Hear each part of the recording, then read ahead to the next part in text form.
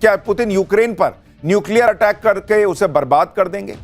क्या Putin Ukraine की बर्बादी पर भी नहीं रुकेंगे, वो अमेरिका और नेटो से भी भिड़ जाएंगे? क्या पुतिन वर्ल्ड वॉर 3 शुरू करने वाले हैं? ऐसे तमाम सवाल आज की डेट में दुनिया में पूछे जा रहे हैं।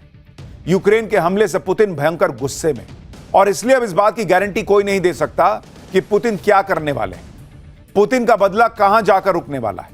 और इस गुस्से की वजह भी है, यूक्रेन ने रूस पर अब तक का सबसे बड़ा अटैक किया। रूस में 6000 किलोमीटर अंदर घुसकर मारा, 5 एयरबेस पर ड्रोन से घात लगाकर हमला किया। रूस के 41 फाइटर जेट, 41 फाइटर जेट तबाह कर दिए, 34% बॉम्बर्स फ्लीट को तबाह कर दिया। रूस को करीब 60,000 करोड़ रुपए का नुकसान हुआ है, कहा जा रहा है। यूक्रेन के सीक्रेट और सरप्राइज हमले में रूस के 12 सैनिक भी मारे गए हैं, यह भी कहा जा रहा है। यूक्रेन ने यह हमला रूस के एयरबेस पर नहीं बल्कि पुतिन के अभिमान पर किया है। ज़ेलेंस्की ने सीधे पुतिन की ताकत को ललकारने की बड़ी गलती कर दी और इसलिए अब सबकी नजरें इसी पर है कि पुतिन क्या जवाब देंगे। आप यह समझ लीजिए कि अब दुनिया का भविष्य ही पुतिन के एक्शन पर टिका है। पुतिन यूक्रेन से कौन से बदला की प्लानिंग कर रहे हैं, पुतिन ने वो कौन कौन सी मिसाइलें निकालनी है जो यूक्रेन को पूरी तरह बर्बाद कर सकती है। यूक्रेन से बातचीत के बीच ज़ेलेंस्की ने रूस पर हमला क्यों किया? क्या ट्रंप को इस हमले के बारे में नहीं पता था? क्या पुतिन यूक्रेन के साथ साथ नेटो से भी इस हमले का बदला लेंगे? भारत और चीन की ड्रोन पावर की बात करना भी आज क्यों जरूरी है? चीन क्या तैयारी किए बैठा है भारत के खिलाफ, आज सब आपको बताऊंगा। लेकिन पहले आप रूस यूक्रेन के युद्ध पर भड़की नई चिंगारी का एक ट्रेलर देख लीजिए जो दुनिया के लिए बड़ा खतरा बन सकती है। जैसे नरेंद्र मोदी ने पहलगाम हमले के बाद कहा था कि ऐसा बदला लूंगा जो कल्पना से भी परे हो, वैसे ही रूस पर ड्रोन हमले के बाद पुतिन के बारे में कहा जा रहा है कि ऐसा बदला पुतिन लेने जा रहे हैं जो दुनिया ने सोचा नहीं होगा। क्योंकि रूस पर कोई छोटा मोटा अटैक नहीं हुआ, रूस पर वैसा ही अटैक हुआ जो आज से 83 साल पहले, 83 इयर्स पहले अमेरिका पर हुआ था। यह 1941 की बात है जब दूसरा विश्व युद्ध चल रहा था। तब जापान ने अमेरिका के नेवी बेस पर अचानक हमला करके अमेरिका के 21 बड़े बड़े जहाज खड़े खड़े तबाह कर दिए थे और 350 से ज्यादा प्लेन बर्बाद कर दिए थे। और इसमें अमेरिका के 2400 सैनिक और दूसरे लोग मारे गए थे। इसी हमले के बाद अमेरिका दूसरे विश्व युद्ध में कूद गया था और फिर दूसरा विश्व युद्ध खत्म तब हुआ जब एटम बम फोड़कर अमेरिका ने जापान को तबाह कर दिया और फिर जापान ने सरेंडर किया। इस इतिहास को याद करके यही कहा जा रहा है कि यूक्रेन ने रूस पर जो हमला किया है वो पर्ल हार्बर जैसे हमले की तरह है, क्योंकि रूस के भी एक से बढ़कर एक जबरदस्त फाइटर प्लेन यूक्रेन ने ड्रोन हमले से तबाह की। और इसी के बाद सवाल पूछा जा रहा है कि क्या जैसे पर्ल हार्बर हमले के बाद वर्ल्ड वॉर 2 में अमेरिका घुस गया था, वैसे ही अब वर्ल्ड वॉर 3 शुरू होगा क्या? क्या पुतिन भी इस जंग को वैसे ही एटम बॉम्ब तक लेकर जाएंगे जैसे दूसरे विश्व युद्ध में अमेरिका ने कर दिया था? परमाणु हमले की चर्चा इसलिए भी तेज हो गई है क्योंकि रूस में इस वक्त मिलिट्री मूवमेंट के वीडियो वायरल हो रहे हैं। बड़े बड़े मिलिट्री ट्रक आप देखिए ना बॉस, बड़े बड़े मिलिट्री ट्रक पर भारी भरकम हथियार मूव किए जा रहे हैं। इन वीडियो को लेकर दावा है कि रूस अपने पावरफुल हथियारों को लॉन्चिंग पोजीशन पर ले जाकर रेडी कर रहा है। आप देखिए इन तस्वीरों को। इन वीडियो को लेकर ऐसा भी दावा है कि इन ट्रक्स में न्यूक्लियर वॉरहेड ट्रांसपोर्ट किए जा रहे हैं। और अगर ऐसा है तो यह बहुत खतरनाक है, क्योंकि आप उसकी साइज देखिए बॉस, ये साइज देखकर ही दुनिया हड़क गई है कि दिखने में जो इतना भयंकर है, अगर इसके अंदर न्यूक्लियर हथियार है, न्यूक्लियर बॉम्ब है ये, और अगर ये चल गया तो यूक्रेन तो मिट्टी में मिलेगा, ये आसपास का इलाका बर्बाद हो जाएगा। रूस और दुनिया भर में ऐसी खबरें चल रही हैं कि रूस ने परमाणु हमले से जुड़े कमांड पोस्ट को हाई अलर्ट पर रख दिया है।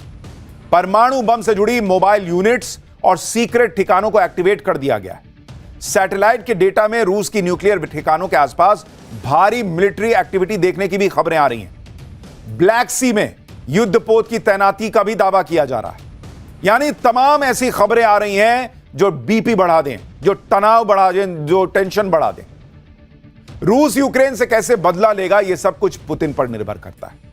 और पुतिन तो पहले भी न्यूक्लियर वॉर का संकेत दे चुके हैं। 4 मई को ही पुतिन ने कहा था कि परमाणु हथियारों की जरूरत नहीं है और उन्हें उम्मीद है कि इनकी जरूरत ना ही पड़े।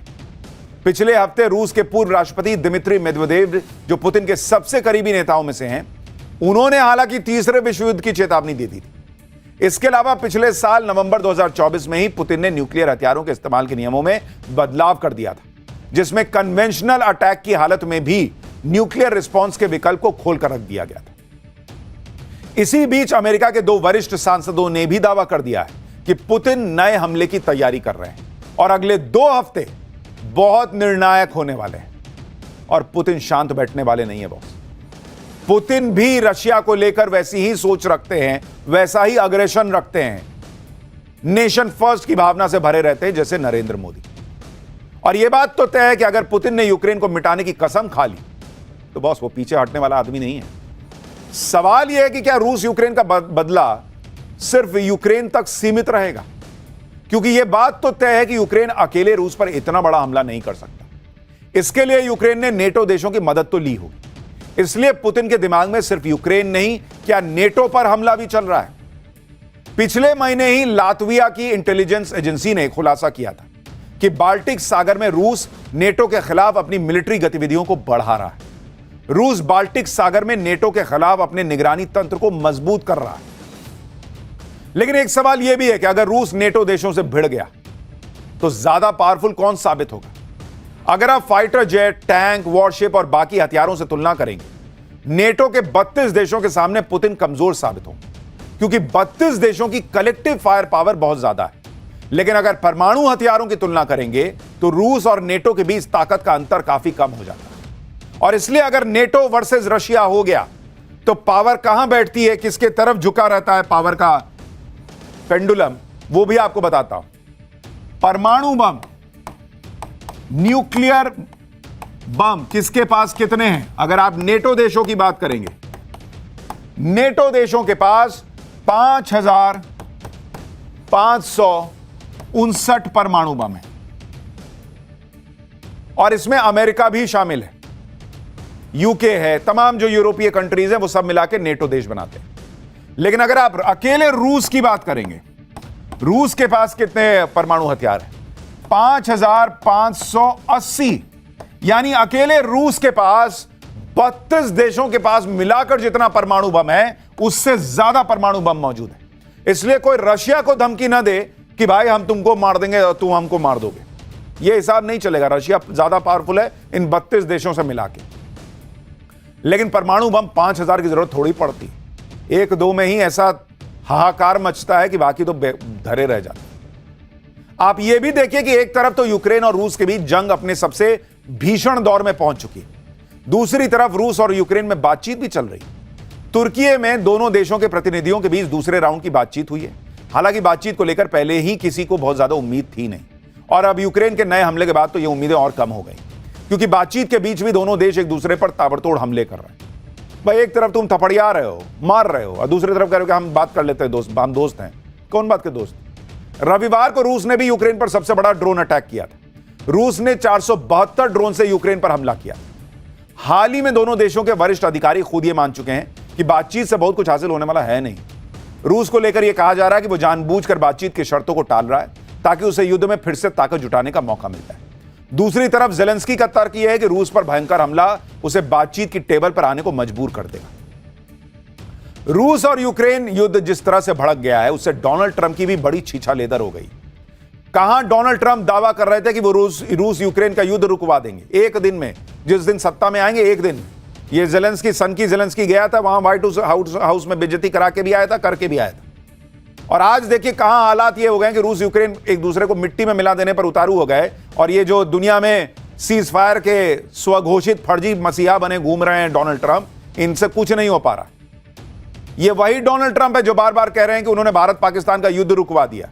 तो रुकवाओ ना भाई, रुकवाओ, जाओ यूक्रेन रूस का रुकवाओ। वो नहीं रुक रहा है तुमसे। भारत पाकिस्तान भी इनसे नहीं रुका था, वो भारत और पाकिस्तान ने आपस में तय करके रोका था, और भारत ने पाकिस्तान को एक मौका दिया था कि जाओ छोड़ रहे हैं, लेकिन अगली बार बहुत मारेंगे। बीच में भाई साहब कूद गए कि ना हमने रुकवा दिया। जिसके कहने पर यूक्रेन जैसा मामूली सा चुन्नू सा देश नहीं मान रहा, उसके दावे पे कोई कैसे भरोसा करेगा कि उसने भारत पाकिस्तान के बीच सीज फायर करवाया है? आप यह भी ध्यान दीजिए कि यह वही ट्रंप है जो कुछ महीने पहले यूक्रेन के राष्ट्रपति जेलेंस्की को अपने यहां बुलाकर बेइज्जत करने की कोशिश कर रहे थे। व्हाइट हाउस में जेलेंस्की को बुलाकर ट्रंप ने खूब बहसबाजी भी हुई थी वहां पर। ट्रंप ने यहां तक जेलेंस्की से कह दिया था कि you don't have cards. Trump के लोग जेलेंस्की से कह रहे थे कि जेलेंस्की को पुतिन से बातचीत करनी ही होगी क्योंकि जेलेंस्की के पास अब कोई रास्ता नहीं बचा।